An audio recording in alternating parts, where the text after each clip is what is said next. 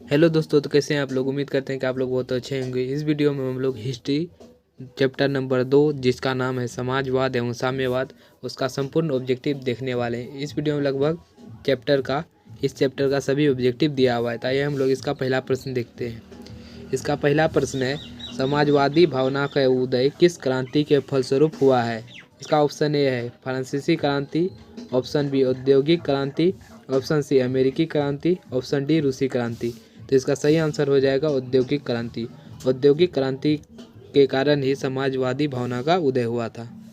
इसका दूसरा प्रश्न है, किस क्रांति के फलस्वरूप पूंजीपति वर्गों द्वारा मजदूरों का शोषण चरमोत्कर्ष पे था। इसका ऑप्शन है अमेरिकी क्रांति, ऑप्शन बी फ्रांसीसी क्रांति, ऑप्शन सी रूसी क्रांति, ऑप्शन डी औद्योगिक क्रांति। तो इसका भी सही आंसर हो जाएगा औद्योगिक क्रांति। औद्योगिक क्रांति के कारण ही पूंजीपति वर्गों द्वारा मजदूरों का शोषण चरमोत्कर्ष पे पहुंच गया था। अब आइए हम लोग इसका प्रश्न नंबर 3 देखते हैं। इसका प्रश्न नंबर 3 है, किस अर्थव्यवस्था में उत्पादन के सभी साधनों, कारखानों तथा विपणन में सरकार का एकाधिकार होता है। इसका ऑप्शन है पूंजीवादी, ऑप्शन बी मिश्रित, ऑप्शन सी समाजवादी, ऑप्शन डी बी और सी दोनों। तो किस अर्थव्यवस्था में। तो इसका सही आंसर हो जाएगा मिश्रित अर्थव्यवस्था में। मिश्रित अर्थव्यवस्था में ही उत्पादन के सभी साधनों, कारखानों में विपणन सरकार का एकाधिकार होता है। इसका सही आंसर हो जाएगा मिश्रित अर्थव्यवस्था में। आइए हम लोग अपने प्रश्न नंबर 4 की ओर चलते हैं। तो इसका प्रश्न नंबर 4 है, औद्योगिक क्रांति के कारण समाज का विभाजन कितने वर्गों में हो गया। आइए हम लोग इसका ऑप्शन देखते हैं। इसका ऑप्शन ए है 1, option B 2, option C 3, option D 4। तो इसका सही आंसर हो जाएगा ऑप्शन नंबर बी 2 वर्गों में विभाजित हो गया था। अब आइए हम लोग इसका प्रश्न नंबर 5 देखते हैं। प्रश्न नंबर इसका 5 है, फ्रांसीसी समाजवाद के विकास के जन्मदाता कौन थे। इसका सही आंसर हो जाएगा। इसका ऑप्शन ए है Fourier, option B Robert Owen, option C Karl Marx, option D Saint Simon. तो इसका सही आंसर हो जाएगा सेंट साइमन। फ्रांसीसी समाजवाद के विकास के जन्मदाता कौन थे। तो सेंट साइमन थे। इसका प्रश्न नंबर 6 है, स्वप्नदर्शी समाज का संस्थापक कौन था। Option A Owen, option B Marx, option C Engels, option D Lenin. तो इसका सही आंसर हो जाएगा ओवन। स्वप्नदर्शी समाज का संस्थापक कौन था। तो ओवन, रॉबर्ट ओवन। इसका प्रश्न नंबर 7 है, यूटोपियन समाजवादी कौन नहीं था। Option A Louis Blanc, option B Saint Simon, option C Karl Marx, option D Robert Owen. तो इसका सही आंसर हो जाएगा कौन फ्रांसीसी समाजवादी नहीं था। तो कार्ल मार्क्स फ्रांसीसी समाजवादी नहीं था। इसका सही आंसर हो जाएगा कार्ल मार्क्स। वही हम लोग अपने अगले प्रश्न की ओर चलते हैं। इसका अगला प्रश्न है, इंग्लैंड में समाजवाद का जनक किसे माना जाता है। Option A Saint Simon, option B Charles फुलाए, option C Robert Owen, option D Louis Blanc. इसका सही आंसर हो जाएगा रॉबर्ट ओवन। इसका सही आंसर हो जाएगा रॉबर्ट ओवन। इंग्लैंड में समाजवाद का जनक किसे माना जाता है। तो रॉबर्ट ओवन को माना जाता है। इसका प्रश्न नंबर 9 है, कार्ल मार्क्स का जन्म कहाँ हुआ था। ऑप्शन ए जर्मनी में, ऑप्शन बी इंग्लैंड में, ऑप्शन सी फ्रांस में, ऑप्शन डी पोलैंड में। तो इसका सही आंसर हो जाएगा कार्ल मार्क्स का जन्म कहाँ हुआ था। जर्मनी में हुआ था। इसका सही आंसर हो जाएगा जर्मनी। अब चलिए हम लोग अपने प्रश्न नंबर 10 की ओर चलते हैं। इसका प्रश्न नंबर 10 है, प्रथम इंटरनेशनल की स्थापना कहाँ हुई थी। ऑप्शन ए रूस में, ऑप्शन बी फ्रांस में, ऑप्शन सी जर्मनी में, ऑप्शन डी लंदन में। इसका सही आंसर हो जाएगा लंदन में। अब चलिए हम लोग अपने प्रश्न नंबर 11 की ओर चलते हैं। इसका प्रश्न नंबर 11 है, साम्यवादी घोषणा पत्र किसने प्रकाशित किया। Option A Karl Marx, option B Robert Owen, option C Saint Simon, option D Marx एवं एंगेल्स। तो इसका सही आंसर हो जाएगा मार्क्स एवं एंगेल्स ने साम्यवादी घोषणा पत्र प्रकाशित किया था। इसका अगला प्रश्न है, साम्यवादी घोषणा पत्र कब प्रकाशित हुआ। ऑप्शन ए 1830, ऑप्शन बी 1883 में, ऑप्शन सी 1848 में, ऑप्शन डी 1857 में। इसका सही आंसर हो जाएगा 1848 ईस्वी में साम्यवादी घोषणा पत्र प्रकाशित हुआ था। अब चलिए हम लोग अपने अगले प्रश्न की ओर चलते हैं। इसका अगला प्रश्न है, 1919 में तृतीय इंटरनेशनल अथवा कॉमिटन की स्थापना कहाँ हुई थी। ऑप्शन ए जेनेवा में, ऑप्शन बी मॉस्को में, ऑप्शन सी पेरिस में, ऑप्शन डी इटली में। इसका सही आंसर हो जाएगा मॉस्को में। तृतीय इंटरनेशनल अथवा कॉमिटन की स्थापना कहाँ हुई थी? तो मॉस्को में हुई थी। इसका प्रश्न नंबर 14 है, वर्ग संघर्ष के सिद्धांत की व्याख्या किसने की थी? Option A Friedrich Engels, option B Robert Owen ने, ऑप्शन सी कार्ल मार्क्स ने, ऑप्शन डी इनमें से कोई नहीं। इसका सही आंसर हो जाएगा कार्ल मार्क्स। क्या हो जाएगा इसका सही आंसर? तो इसका सही आंसर हो जाएगा कार्ल मार्क्स। कार्ल मार्क्स ने ही वर्ग संघर्ष के सिद्धांत की व्याख्या की थी।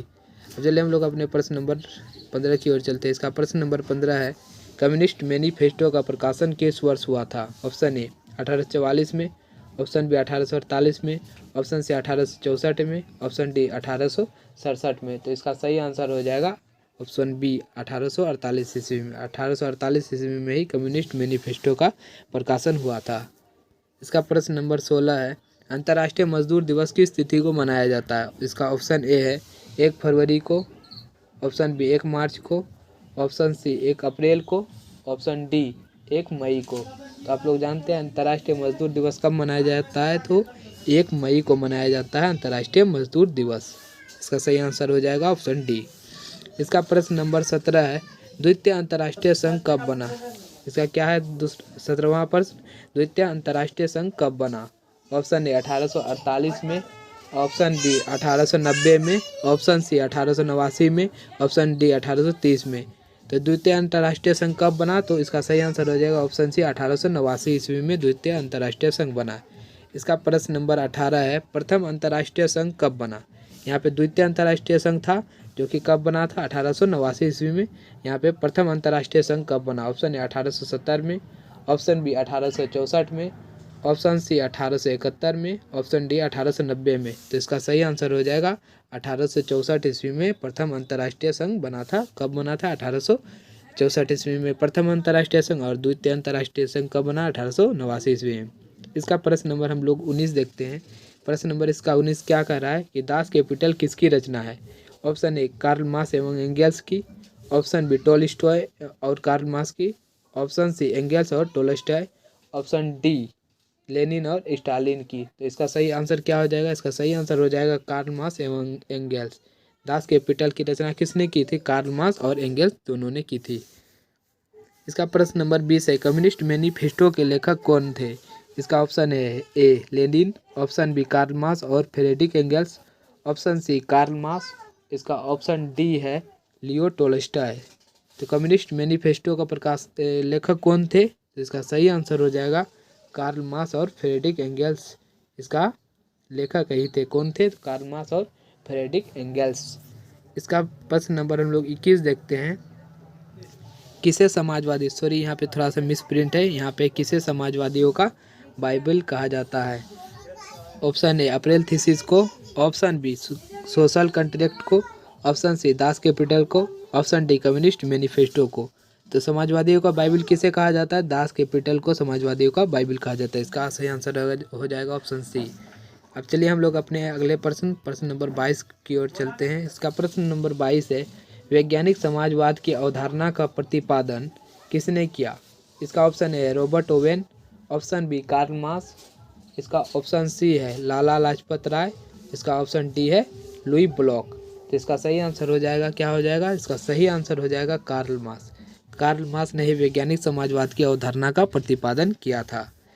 इसका प्रश्न नंबर 23 है, दास कैपिटल का प्रकाशन किस वर्ष हुआ था? ऑप्शन ए 1848 में, ऑप्शन बी 1864 में, ऑप्शन सी 1867 में, ऑप्शन डी 1883 में। तो दास कैपिटल का प्रकाशन कब हुआ था? 1867 ईस्वी में दास कैपिटल का प्रकाशन हुआ था। इसका सही आंसर हो जाएगा ऑप्शन सी। इसका प्रश्न नंबर 24 है, वार एंड पीस किसकी रचना है? ऑप्शन ए कार्ल मार्क्स की, ऑप्शन बी लियो टोल्स्टॉय की, ऑप्शन बी एंगल्स की, ऑप्शन डी लेनिन की। तो किसे वार एंड पीस के किसकी रचना है? War and piece. तो इसका सही आंसर हो जाएगा लियो टोल्स्टॉय। लियो टोल्स्टॉय ने ही वार एंड पीस की रचना की थी।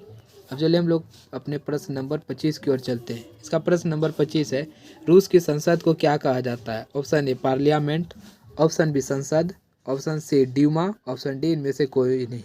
तो रूस की संसद को क्या कहा जाता है? आप लोग जानते होंगे रूस की संसद को क्या कहा जाता है? तो ड्यूमा कहा जाता है रूस की संसद को। इसका सही आंसर हो जाएगा ड्यूमा। इसका प्रश्न नंबर 26 है, खूनी रविवार किस तिथि को और किस वर्ष हुआ था। यहाँ पे दो क्वेश्चन है, किस तिथि को और किस वर्ष हुआ था। इसका हम लोग ऑप्शन देखते हैं। इसका ऑप्शन नंबर ए है 3 जनवरी 1905 में, ऑप्शन नंबर बी 9 जनवरी 1905 में, ऑप्शन सी 6 जनवरी 1905 में, ऑप्शन डी 8 जनवरी 1905 में। तो इसका सही आंसर हो जाएगा 9 जनवरी 1905 को ही क्या हुआ था, तो खूनी रविवार की घटना हुई थी। कब हुई थी, 9 जनवरी 1905 को। इसका हम लोग अगला प्रश्न देखते हैं। इसका अगला प्रश्न है राष्ट्रपुतिन कौन था। ऑप्शन ए समाज सुधारक, ऑप्शन बी भ्रष्ट पादरी, ऑप्शन सी दार्शनिक, ऑप्शन डी वैज्ञानिक। तो इसका सही आंसर क्या हो जाएगा, राष्ट्रपुतिन कौन था, तो राष्ट्रपुतिन था एक भ्रष्ट पादरी था। इसका सही आंसर हो जाएगा ऑप्शन बी। इसका प्रश्न नंबर 28 है रूस का पहला समाजवादी कौन था। क्या है इसका प्रश्न नंबर 28, रूस का पहला समाजवादी कौन था। इसका ऑप्शन है Lenin, option B Tolstoy, option C Plekhanov, option D Stalin. तो इसका सही आंसर हो जाएगा प्लेखानोव, ऑप्शन नंबर सी। रूस का पहला समाजवादी कौन था, तो प्लेखानोव था। इसका सही आंसर हो जाएगा ऑप्शन सी।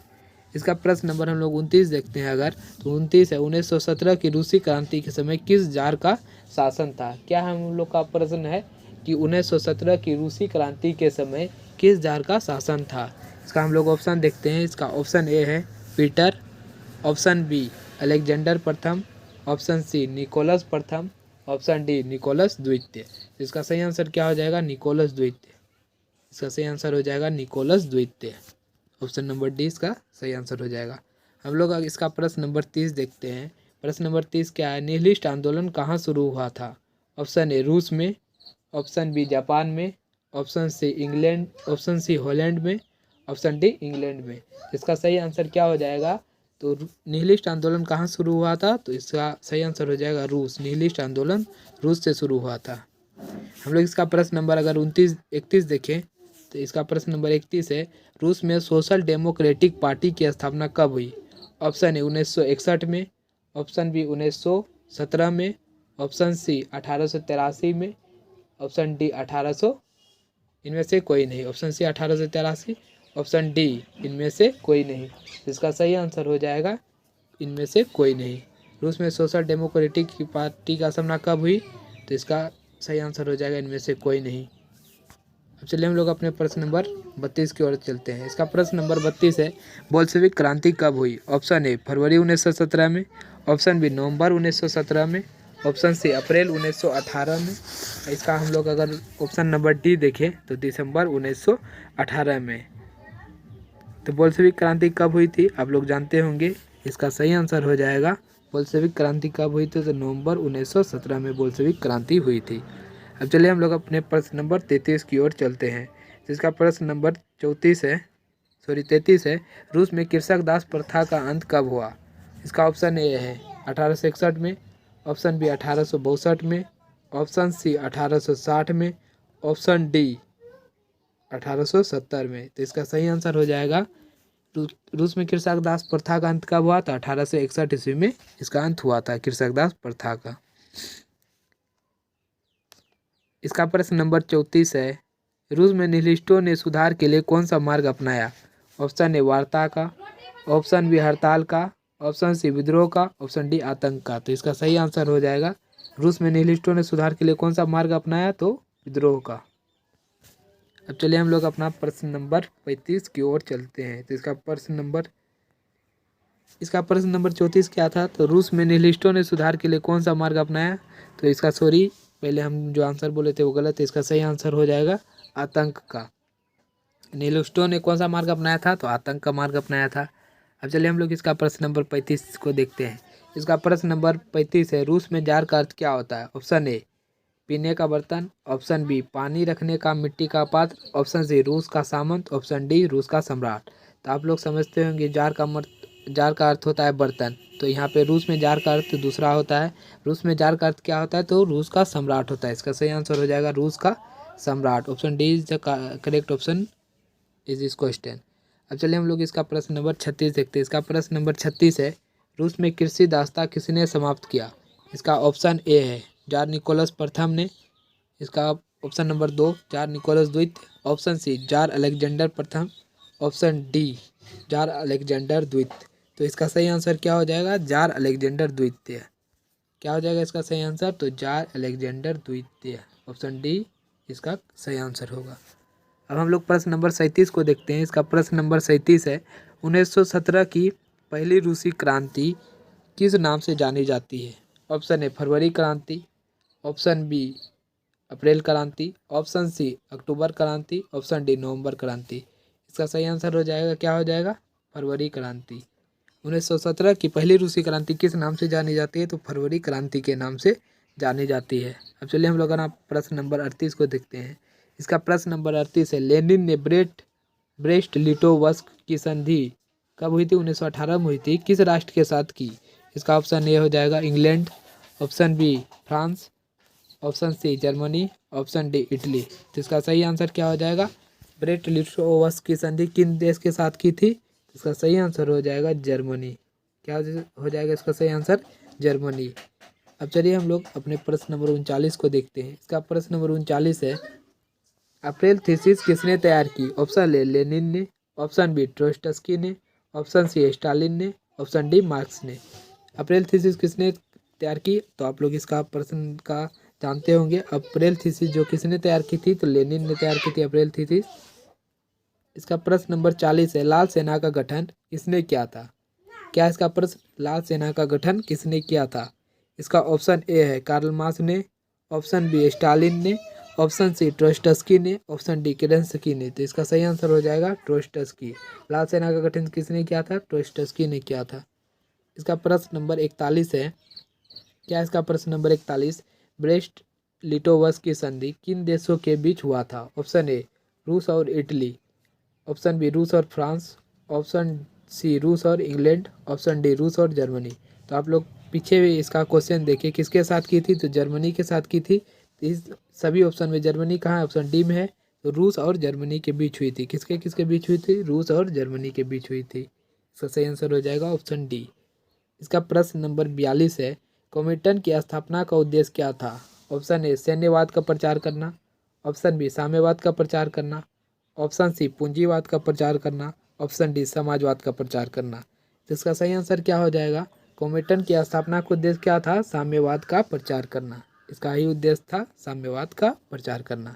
इसका प्रश्न नंबर हम लोग अगर 43 देखते हैं। इसका प्रश्न नंबर 43 है, काम के अधिकार को संवैधानिक अधिकार का रूप सबसे पहले कहाँ मिला? इसका ऑप्शन है सोवियत संघ, इसका हम लोग ऑप्शन नंबर बी देखते हैं Germany, option C England, option D France. तो काम के अधिकार को संवैधानिक अधिकार सबसे पहले कहाँ मिला था? इसका सही आंसर हो जाएगा सोवियत संघ में। कहाँ मिला था? तो सोवियत संघ में मिला था काम के अधिकार को संवैधानिक अधिकार, सबसे पहले वही मिला था। इसका प्रश्न नंबर 44 है, 1917 की बोल्शेविक क्रांति का नेतृत्व किसने किया? ऑप्शन ए स्टालिन ने, ऑप्शन बी लेनिन ने, ऑप्शन सी ट्रोट्स्की ने, ऑप्शन डी कार्ल मार्क्स ने। क्या हम लोग का प्रश्न कि 1917 की बोल्शेविक क्रांति का नेतृत्व किसने किया था? ऑप्शन ए स्टालिन ने, ऑप्शन बी लेनिन ने, ऑप्शन सी ट्रोट्स्की ने, ऑप्शन डी कार्ल मार्क्स ने। इसका सही आंसर हो जाएगा लेनिन ने। बोल्शेविक क्रांति का नेतृत्व किसने किया था? तो लेनिन ने किया था। अब हम लोग इसका प्रश्न नंबर 45 देखते हैं। इसका प्रश्न नंबर 45 है, चेका क्या था? ऑप्शन ए सेना की टुकड़ी, ऑप्शन बी पुलिस दास्ता, ऑप्शन सी पादरी वर्ग, ऑप्शन डी श्रमिक वर्ग। तो चेका क्या है? तो चेका एक पुलिस दास्ता था। चेका क्या था? चेका एक पुलिस दास्ता था। इसका प्रश्न नंबर 46 है, जो कि बहुत ही इंपॉर्टेंट प्रश्न है, भूमि, शांति और रोटी यह 3 नारे किसने दिए? ऑप्शन ए लेनिन ने, ऑप्शन बी ट्रोट्स्की ने, ऑप्शन सी स्टालिन ने, ऑप्शन डी कार्ल मार्क्स ने। तो भूमि, शांति और रोटी ये 3 नारे किसने दिए थे? तो इसका सही आंसर हो जाएगा लेनिन ने। लेनिन ने ही भूमि, शांति और रोटी के 3 नारे दिए थे। अब चलिए हम लोग अपने अगले प्रश्न की ओर चलते हैं। इसका अगला प्रश्न है, साम्यवादी शासन का पहला प्रयोग कहाँ हुआ था? इसका ऑप्शन ए है रूस, option B Japan, option C चीन, ऑप्शन डी क्यूबा। तो इसका सही आंसर हो जाएगा रूस। साम्यवादी शासन का पहला प्रयोग कहाँ हुआ था? तो रूस में हुआ था। इसका अगला प्रश्न है, नई आर्थिक नीति NEP का जन्मदाता कौन था? इसका ऑप्शन ए है Karl Marx, option B Stalin, option C Lenin, option D Trotsky. तो इसका सही आंसर क्या हो जाएगा? नई आर्थिक नीति का जन्मदाता कौन था? इसका सही आंसर हो जाएगा, नई आर्थिक नीति का जन्मदाता कौन था? तो लेनिन था। इसका सही आंसर हो जाएगा लेनिन। अब चलिए हम लोग अपने अगले प्रश्न की ओर चलते हैं। इसका अगला प्रश्न है, लेनिन ने नई आर्थिक नीति की घोषणा कब की? इसका ऑप्शन नंबर ए है 1921 में, ऑप्शन बी 1922 में, ऑप्शन सी 1923 में, ऑप्शन डी 1924 में। इसका सही आंसर हो जाएगा 1921 ईस्वी में। लेनिन ने नई आर्थिक नीति की घोषणा कब की? तो 1921 ईस्वी में की। इसका प्रश्न नंबर 50वां प्रश्न है, लेनिन की मृत्यु कब हुई? Option A 1921, option B 1922। इसका ऑप्शन नंबर अगर हम लोग सी देखें तो इसका ऑप्शन नंबर सी है 1923, ऑप्शन डी 1924। तो इसका सही आंसर क्या हो जाएगा? लेनिन की मृत्यु कब हुई? 1924 ईस्वी में हुई लेनिन की मृत्यु। इसका हम लोग अगर 51वां प्रश्न देखें तो सोवियत संघ का विघटन किस वर्ष हुआ? ऑप्शन ए 1991 में, ऑप्शन बी 1985 में, ऑप्शन सी 1964 में, ऑप्शन डी 1952 ईस्वी में। इसका सही आंसर क्या हो जाएगा? सोवियत संघ का विघटन किस वर्ष हुआ? तो इसका सही आंसर हो जाएगा 1991 में सोवियत संघ का विघटन हुआ था। इस वीडियो में हम लोग चैप्टर नंबर 2 का ऑल ऑब्जेक्टिव देख लिए हैं। ऐसे ही और वीडियो देखने के लिए चैनल को सब्सक्राइब करें। अगर वीडियो अच्छा लगा तो वीडियो को शेयर करें। धन्यवाद।